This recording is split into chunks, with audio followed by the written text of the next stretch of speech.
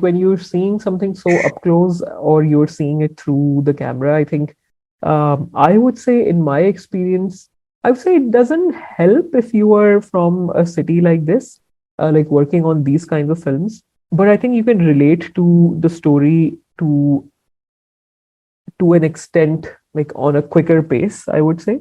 Um, but even if you were to compare, like if I were to compare my experiences between Armed with Faith and Lavaris, I would say that Lavaris was still closer to home because, like we've both like grown up hearing stories about, oh, this body is just lying there, and you have to call the ED people to get it picked up. So you kind of know the system, no matter how fragile it is.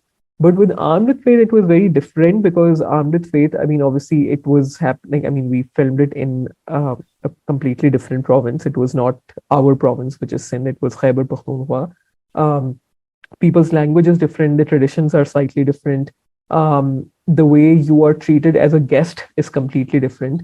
Like with Lavaris, like I would come home every day and I would cry a bit, and then I would really like get up and be able to go the next morning.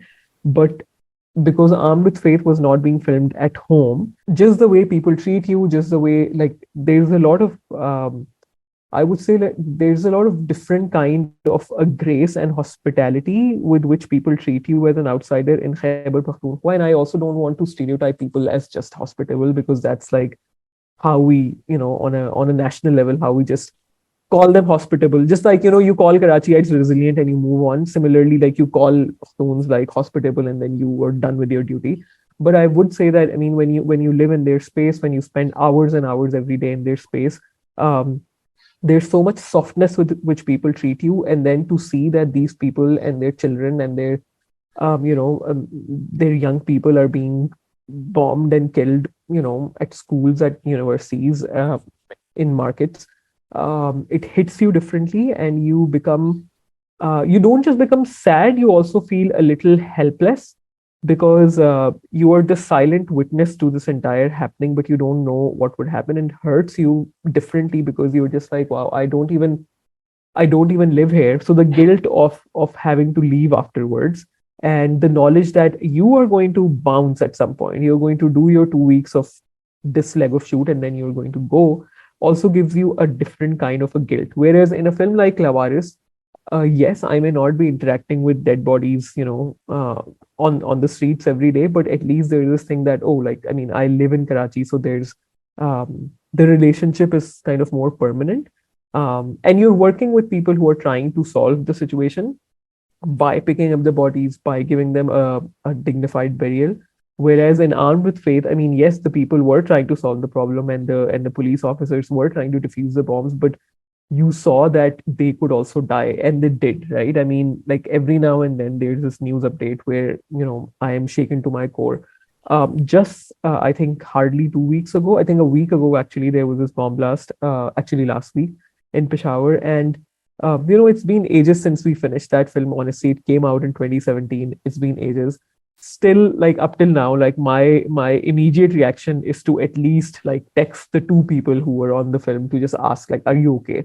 And I mean, it's nothing. Like, I mean, it's nothing, but you almost had this guilt of not being there, so you try more to sort of be in touch with those people, and try to sort of empathize with their pain more. And I think in the beginning, when I started to make documentaries, I would say, I used to have more boundaries, and I used to operate in this way where I would, like, I wouldn't say I was cold or I was impolite to people, but like I think um I belong to that school of thought who say that, whether you're a journalist or a documentary filmmaker, there needs to be like a distance between you and your film's characters. Um, and then, like, and people can disagree with me, it's fine. Like, I think everyone has a different way of working. Uh, I realized slowly that, um, you know, situations with documentary characters can be very volatile sometimes. Sometimes you're making a certain kind of a film where There can be a misunderstanding, there can be a miscommunication. But I've realized over time that the more you communicate with your character, the more you tell them where is this film going to go.